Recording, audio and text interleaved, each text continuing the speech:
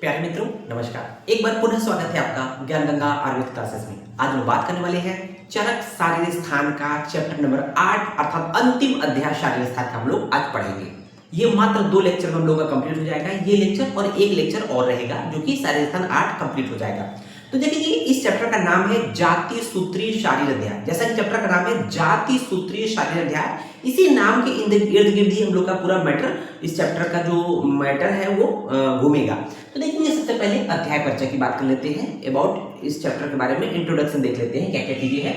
जैसा कि चैप्टर का नाम है चरक शारीर स्थान का अंतिम अध्याय है। हम लोग जानते हैं 8वां चैप्टर है ना, चरक शारीर स्थान का अंतिम अध्याय, दैट इज का 8th चैप्टर, ठीक है। और चैप्टर का नाम क्या है हम लोगों ने पहले भी लिखा है, जाति सूत्री शारीर, जाति सूत्री शारीर अध्याय। तो इसमें जाति शब्द का क्या मतलब होता है? जाति का मतलब होता है उत्पन्न होना। तो यहाँ देखेंगे जाति का अर्थ है जन्म मतलब उत्पन्न होना, या प्रसव, प्रसव मतलब डिलीवरी, ओके। तो यहाँ पर इस अध्याय में बालक की गर्भ में जैसी रचना होती है, मीन्स इस चैप्टर में क्या बताया गया है कि जैसे एक प्रेगनेंसी से संबंधित जितने भी मैटर होगा, प्लस प्रेगनेंसी के बाद डिलीवरी होगी तो उसके उस बच्चे का केयर है, माता के केयर है, या बच्चे को कौन कौन सी बीमारियां हो सकती है, माता कौन कौन सी बीमारियां होती है, तमाम बातें चर्चा की जाएगी।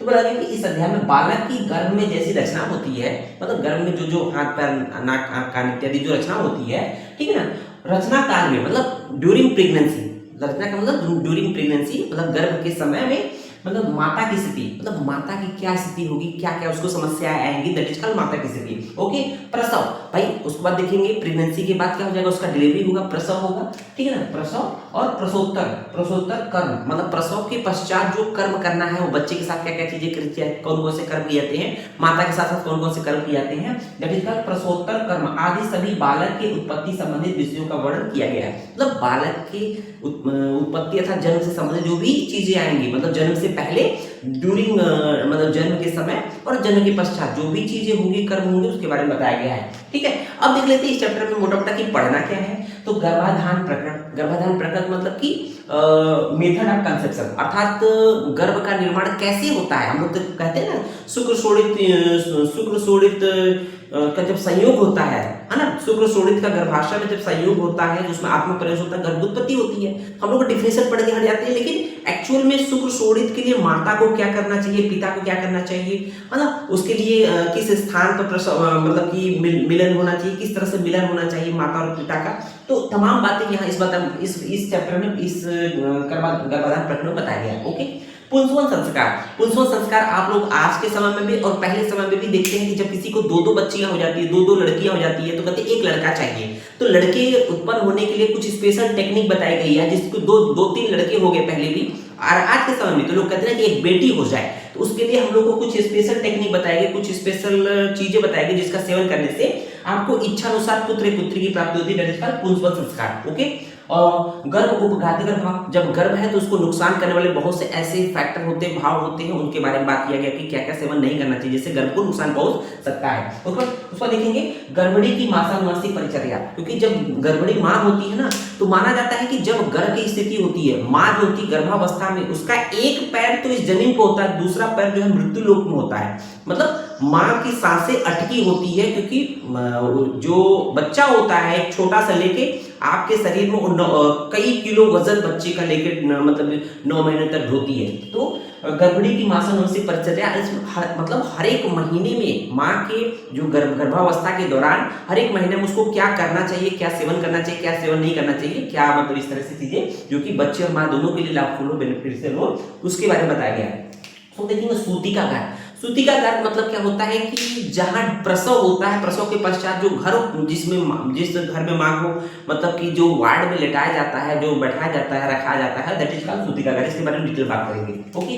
प्रसव विधि, तो देखेंगे लेबर की टेक्निक बताई गई है। हम लोग देखते हैं ना फाइनल क्रॉप में, गायनी में लेबर की डिफिनेशन, लेबर के स्टेजेस होते हैं, तो यहाँ पर भी प्रसव अर्थात जो लेबर है, अर्थात जो जन्म के मां कौन कौन से स्टेजेस आते हैं उसके बारे में बताएगा, प्रसव विधि किस तरह से होता है, दैट इज। उसको देखेंगे सद्य प्रसूता बालक की परिचर्या, जो जब बालक की उत्पत्ति हो जाएगा, बालक का जन्म हो जाएगा, जन्म के पश्चात ही बालक को शहद और सैंधव का चटाते हैं, तमाम एक्टिविटी कराते हैं, है ना, सूप में उसको नहलाते हैं, सूप में मतलब उसको मतलब सुताते हैं, मतलब लेटाते हैं, तमाम एक्टिविटी है। सध्य प्रसव प्रसूत बालक की परिचर्या इसमें आ जाएगा। ओके, तो ये तो हो गया अध्याय परिचय के बारे में। अब देख लेते हैं इसका जो एक टॉपिक है सिद्धांत विवरण का, जो कि सेकंड पॉइंट है। देखेंगे इसका प्रथम पॉइंट है सूतिकागार। सूतिकागार मतलब मैटरनिटी वार्ड। सूतिकागार का जो सामान्य मीनिंग होता है मैटरनिटी वार्ड, ठीक है ना। आप अभी अस्पताल में देखते होंगे, देखिए डिलीवरी कहीं और होती है, डिलीवरी कहीं और होती है और उसको कहीं अलग जगह शिफ्ट किया था माता को, ठीक है। जरूरत पड़ता है तो बच्चे को भी अलग किया जाता है, लेकिन माँ बच्चे समानते एक जगह रहते हैं। तो मैटरनिटी वार्ड अलग होता है, डिलीवरी वार्ड अलग होता है। ओके, देखिए कि सूतिका टर्म क्या है। सूतिका का मतलब क्या होता है कि जब कोई गर्भवती स्त्री का जो गर्भ में पल रहा बच्चा, जब वो प्रसव हो जाता है, जब वो माँ बन जाती है, जब बालक उत्पन्न हो जाता है, तो उस स्त्री को प्रसूता कहते हैं या सूतिका कहते हैं। सूतिका मतलब जन्म के पश्चात जो स्त्री होती है उसको हम लोग सूतिका कहते हैं, है ना। काश्यप ने सूतिका के 64 रोगों की बात की गई है। काश्यप ने सूतिका जब हो जाती है स्त्री तो उसके 64 रोगों की बात की गई है, किए हैं। ओके, उसको देखेंगे सूतिकागार या मैटरनिटी वार्ड का निर्माण में क्या क्या हम लोग को आवश्यक क्या क्या ध्यान देना चाहिए। तो देखेंगे 9वें माह से पहले, तो कब निर्माण करें, 9 महीने से पहले, क्योंकि जो प्रसव होता है 9 मास में एंट्री के पश्चात कभी भी आपका प्रसव हो सकता है, इसलिए 9 माह के पहले ही सूतिका गृह अर्थात मैटरनिटी वार्ड का निर्माण हो जाना चाहिए। तो क्या 9 मास के पहले ही गर्भवती की प्रसव में रहने के लिए सूतिका गृह का निर्माण कराना चाहिए, ठीक है। तो 9 महीने के पहले, 9 मास के पूर्व ही उसका निर्माण कर लेना चाहिए। ओके, अब देखा जाए कि जब सूतिका गृह या जो मैटरनिटी वार्ड बनेगा, एक्चुअली उसका प्लेस कैसा होगा, तो वहां पर हड्डी नहीं होनी चाहिए, कंकड़ नहीं होनी चाहिए, बालू नहीं होनी चाहिए, कपाल से रहित है। क्यों? अगर ये मतलब उबड़ खाबड़ जगह है, कुछ कंकड़ पत्थर बालू है, तो पैर फिसलेगा तो उसको नुकसान हो सकता है, उसको मतलब बच्चे माँ को दोनों को जान की हानि हो सकती है। इसलिए हड्डी कंकड़ बालू कपाल से रहित होने चाहिए। साथ ही साथ जो उसका जो घर का दरवाजा है, सूतिका गृह का जो द्वार है, उत्तर या पूर्व द्वार वाला सूतिका गृह होना चाहिए। ध्यान दीजिएगा, सूतिका गृह उत्तर या पूर्व द्वार वाला होना चाहिए, उत्तर या पूर्व द्वार। ओके, उसका देखिए निर्माण में प्रयुक्त लकड़ी। अब जो जैसे पहले तो पक्का तो मकान बनता नहीं, अब अस्पताल में पक्के मकान है ना। पहले क्या होते थे, उसकी जो छत होती थी कच्चे लकड़ी से या जो लकड़ी से बनती थी, तो लकड़ी कैसा प्रयुक्त होगा उस सूतिका गृह निर्माण में, बेल की लकड़ी, तिनिस की लकड़ी, खदीर की लकड़ी और अन्य लकड़ी का प्रयोग यहाँ पर बताया गया है, ठीक है ना, जो कि बहुत ही औषधि युक्त होती है। ओके, अब देखेंगे सूतिका गृह में प्रवेश प्रसव से पूर्व, मतलब जब प्रसव से पूर्व उसमें क्या क्या इंस्ट्रूमेंट होना चाहिए, इक्विपमेंट होना चाहिए। तो सूतिका गृह में प्रसव से पूर्व संग्रहणीय वस्तुएं अर्थात equipment present in maternity ward. Maternity ward में क्या क्या इंस्ट्रूमेंट होना चाहिए, तो हम लोग देखते हैं जनरल जो प्रसव के लिए आवश्यक, डिलीवरी के लिए आवश्यक इंस्ट्रूमेंट होते हैं। डॉक्टर होने चाहिए, वैद्य होने चाहिए, और जो दाई होती है, स्टाफ नर्स होती है, तमाम चीजें होती हैं मॉडर्न के अकॉर्डिंग। यहाँ पर आयुर्वेद के अकॉर्डिंग क्या बोला गया है कि घृत होना चाहिए, तैल होना चाहिए, है ना। प्रसव कराने के लिए क्या क्या चीजें, घृत तैल मधु, घृत तैल मधु, सैंडलवुड, सॉल्ट, पीपर, सोट, ठीक है ना, शुंठी जिसको बोलते हैं, शुंठी है, पिपली है, काली पिपली मूल है, पिपली मूल है, ठीक है। उसके साथ साथ 2 पत्थर के टुकड़े, क्योंकि जब डिलीवरी होगी ना तो बच्चे का नर्वस सिस्टम को एक्टिवेट करने के लिए, कहते हैं ना कि बच्चे को सुनाई देने के लिए पत्थर के 2 टुकड़े बजाएंगे, तो उसके साउंड उसके कानों तक जाएगा, उसका नर्वस सिस्टम एक्टिवेट हो जाएगा, ठीक है। तो पत्थर के 2 टुकड़े होने चाहिए, साथ ही साथ 2 मूसल और 2 ओखल होना चाहिए। 2 मूसल 2 ओखल से क्या मतलब है कि जब कभी कभी प्रसूता मतलब स्त्री गर्भवती होती है, उसका डिलीवरी नहीं हो पाती है, तो उसको मेहनत करते उसको धान कुटाई करनी है, उसको ओखल मूसल में मतलब मेहनत करनी है, उसको पैसे कर मतलब कि ओखल में मूसल कूटेंगी, धान कूटेंगी, तो क्या होगा, उसके एब्डोमेनल प्रेशर आएगा तो नीचे की तरफ बच्चा डिलीवरी में आसानी होती है, प्रसव में आसानी होती है, ठीक है ना। उसके साथ गधे और बैल को भी उन्होंने बताया कि उसका एक जगह होना चाहिए, ऐसा नहीं सूतिका गृह में। तो सूतिका गृह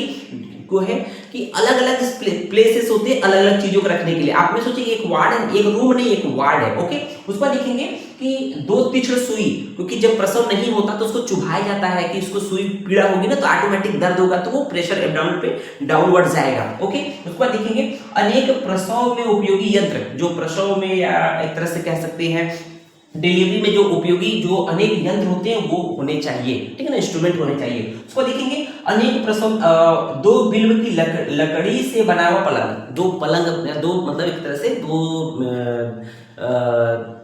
तरह से पलंग होने चाहिए, ठीक है ना, बिस्तर होने चाहिए। और प्रसव कराने में अनुभवी अनेक स्त्रियां, प्रसव में अनुभवी, प्रसव जो कराती है, जैसे दाई की बात करते हैं ना, दाई है ना, या जो स्त्री जो प्रसव कराने डिलीवरी कराने में एक्सपर्ट होती है, उसको अनेक होने चाहिए। तो चरक ने तो अनेक कह दिया, लेकिन सुश्रुत ने 4 स्त्रियों की बात किया, उन्होंने क्लियर कट करा 4 स्त्री होनी चाहिए। तो इस तरह से हम लोग का ये सूतिकागार या प्रसूतागार या सूतिकागृह या मैटरनिटी वार्ड वाला चैप्टर, मतलब ये टॉपिक कंप्लीट होता है। उम्मीद है वीडियो पसंद आया होगा। धन्यवाद। जय हिंद, जय अलविदा।